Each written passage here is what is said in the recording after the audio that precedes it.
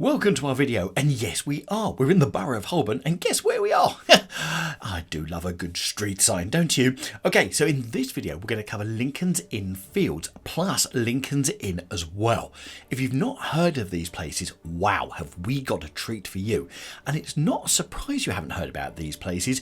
Why? Because they're tucked away behind Holborn. Anyway, stick with us because we're going to show you right around these places, and fantastic they are as well. So we're going to start off by going into the square, then don't worry, we'll come back out and we'll look at the buildings going around the outside of the square.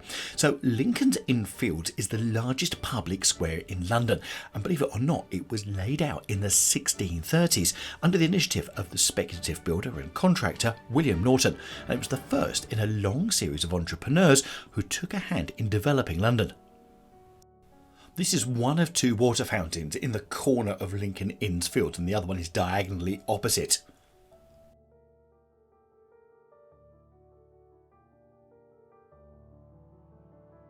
The plans and the laying out of here, Lincoln's Inn Fields, was drawn by the original hand of Inigo Jones. Now that's a name that we've mentioned quite a few times here on this channel, like Christopher Wren, John Nash and various other people who had a big part in redesigning London.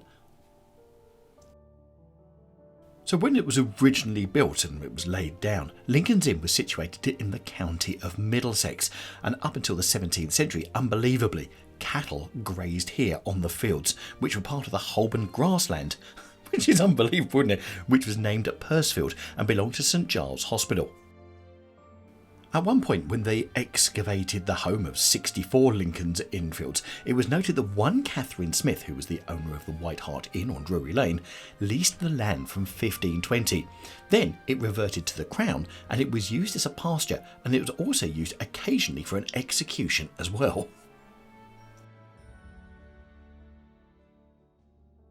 Now, because cattle used this pasture, it meant that turnstiles were placed around the square to enable pedestrians to enter without the cattle escaping. And then shops and other businesses developed themselves along the little footpaths, and some of these little alleys still exist today. There was a couple here, which is Great and Little Turnstiles, which are just off of Lincoln's Inn Field. Property development in the square started in 1638 when William Newton was granted permission to erect 32 houses for the annual fee of £5, 6 shillings and 8 pence per annum. Wow. Now here in Lincoln's Inn Fields we've got a Canadian maple tree, plus we've also got a plaque which is in memory of 85,000 Canadians that fought in 48 different squadrons in World War II, with ultimately 14,455 of them giving the ultimate price of their life, and were based in this building just opposite.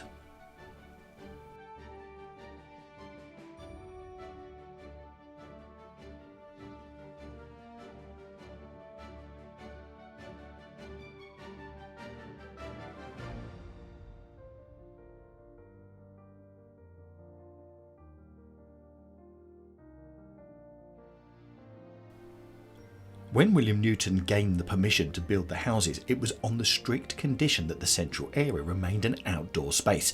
Hence, this is why we've got this laid grass, which is fantastic, with all of the houses around it, plus other things still to show you. In the mid-1600s, Lincoln's Inn Fields was part of fashionable London, and the completion of the houses that surrounded it proceeded at a very slow pace, and the reason for that was it was interrupted by the English Civil War. Now, if you're looking at this building and thinking, wow, have no fear, we're going to be featuring it a lot later when we go into Lincoln's Inn. And that's where the name Lincoln's Inn Field came from, because it was right next door to Lincoln's Inn, which is highly associated with solicitors, which is where the story of Lincoln's Inn Fields goes next. In the 1700s, as London fashion moved west, Lincoln's Inn Fields was left to rich lawyers who were attracted by its close proximity to the Inns of Court, which we're going to go into and show you very, very shortly. Some of the houses around here became the premises of firms of different solicitors, and there's one which is still there today, which is Farrier & Co., which is at Newcastle House, which is one of the earlier buildings from the 1700s, which is still there. And one of Farrier & Co.'s clients was none other than Queen Elizabeth II. It's an incredible square. There's so much history packed into it, because also based here was the Lincoln's Inn Fields Theatre, which was located here between 1661 and 1848 when it was demolished, and it was originally called the Duke's Theatre and was created by converting Lyle's Tennis Court in 1695. The theatre presented the first paid public performances of Henry Purcell's Dido and Arenas in 1700, John Gay's The Beggar's Opera in January 1728, and George Friedrich Handel's final two operas in 1740 and 1741. See, and the history keeps rolling, because not only that, and here in the Fields was the site in 1683 of the public beheading of Lord William Russell, who was the son of the first Duke of Bedford, following his implication in the Rye House plot for the attempted assassination of King Charles II. The executioner was Jack Keach, who made such a poor job that it took 4 axe blows required before the head was separated from the body. Lovely.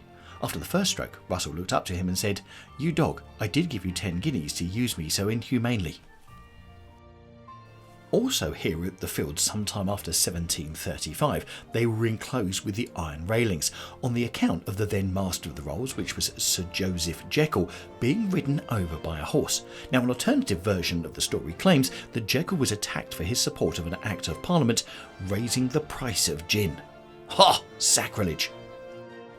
Now, I did say this is the largest garden square in London, and with 2 tennis courts sitting here. Oh, and by the way, there's a clubhouse over the other side of it, and that isn't even a whole quarter of the square. You can see why it's the largest one in London.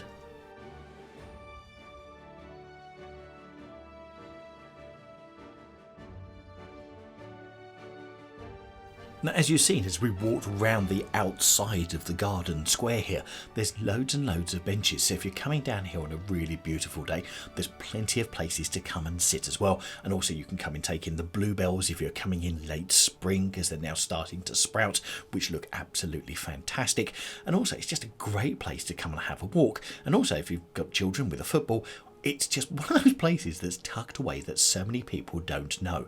And of course, as you look straight down the centre of Lincoln's Inn Fields, you can see the bandstand, which was also originally used many, many years ago for different performances of local bands.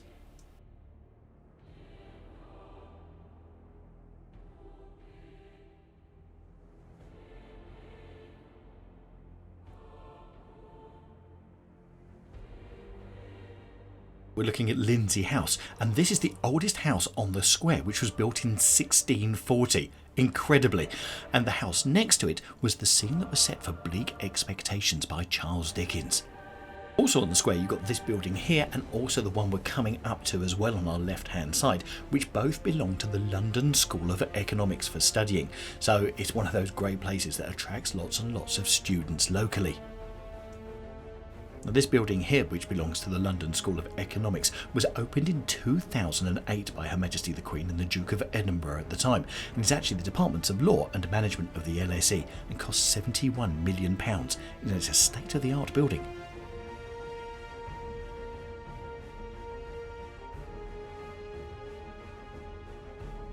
The building we're looking at here with these magnificent columns at the front is the Royal College of Surgeons, which also includes the Hunterian Museum, in which are exhibited the intriguing medical collections of John Hunter, and quite often they have different exhibitions in there for free. So it's worth also going just onto their website to see what exhibitions they've got, because you can go in there for free and go and see all sorts of medical things that they've got going on. And our final main building that we're looking at around the square is this one, and this used to be the land registry. So all land in the UK used to be registered, and all of the important documents, deeds and all the rest of it were kept in this incredible building. Now, they've long since moved out to find a lot more storage, because sort of land and building has grown ad infinitum. So that's where it used to be. So now we're on the southwestern corner of the square, where we've got the second water fountain, which is up. We'll have a look at that in just one second. And we're also by these magnificent buildings, and also the entrance into Lincoln's Inn, which we will be going into very, very shortly, once we had a quick look at this water fountain. And also, I just love round here as well. Just look at those street lights, the old ones from years gone by, and take away the electric scooters behind it, and you could be in a completely different century.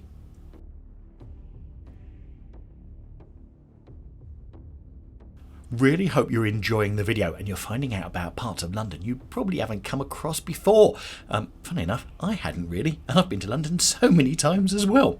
So if you're loving the video, you know what to do. Give us a big thumbs up. Also, if you've not subscribed to the channel, please do, because it's what we love doing, showing you parts of London that you may not have discovered before.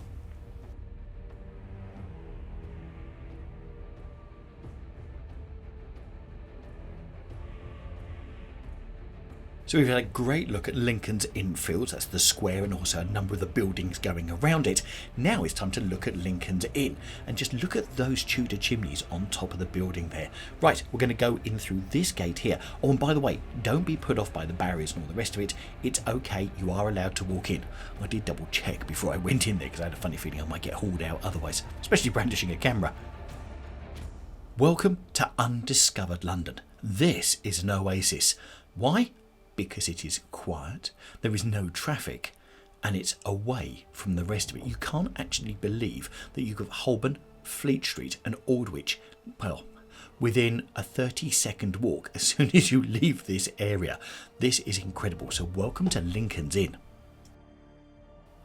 Now, Lincoln's Inn is one of the 4 Inns of Court in London, to which barristers of England and Wales belong, and where they are called to the bar. Now, the other 3 are Middle Temple, Inner Temple and also Gray's Inn. Lincoln's Inn, along with the 3 other Inns of Court, is recognised as being one of the world's most prestigious professional bodies of judges and lawyers, which is why it's behind the High Court here in London, which is just at the top of the Strand.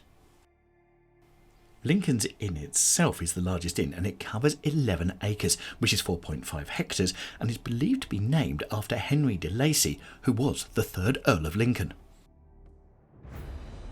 Coming in here is just like stepping back through time. So as we're stepping back through time, let's tell you more about history here of Lincoln's Inn.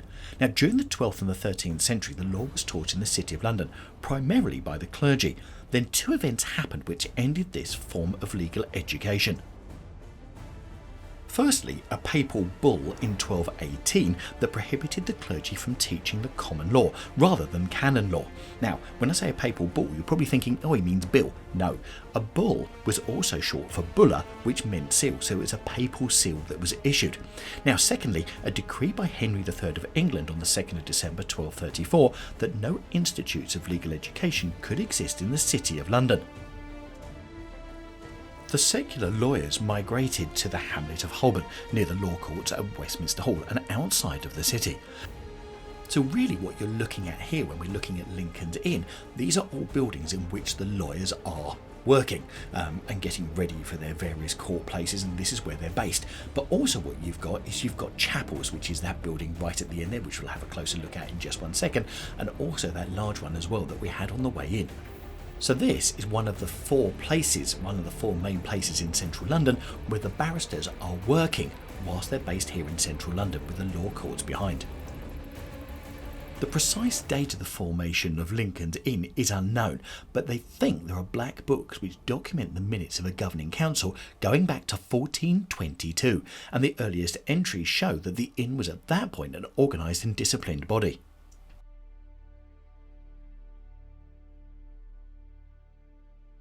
During the 1400s, the inn grew in size, and it was decided that only benchers and governors should have a voice in calling people to the bar, and by the end of the 16th century, benchers were almost entirely in control. Now, a bencher, bench sitter, or formally master of the bench, is a member of the council, the governing body of the Honourable Society of Lincoln's Inn. Now, the term is originally referred to as one who sat on the benches in the main hall of the inn, which were used for dining and during moots, and the term originally had no significance.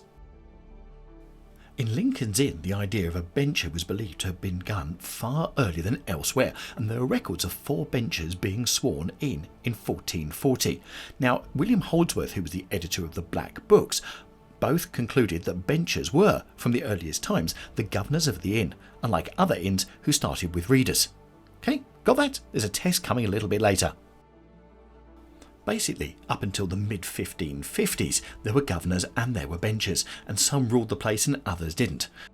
From 1572, the term you're using of governors died out, and in 1574, the term was also applied to benchers, so the power of a governor and a new bencher were completely synonymous. There you go, clears it up. They all became one and the same thing, and they all lived happily ever after. Or did they? The good news, I can tell you they did. As of November 2013, there were 296 benchers, and for the body consisting of those members of the Inn elected to high judicial office, who have sat as Queen's Counsel for 6 or 7 years, and some of the more distinguished junior barristers, those barristers who are not in the Queen's Counsel.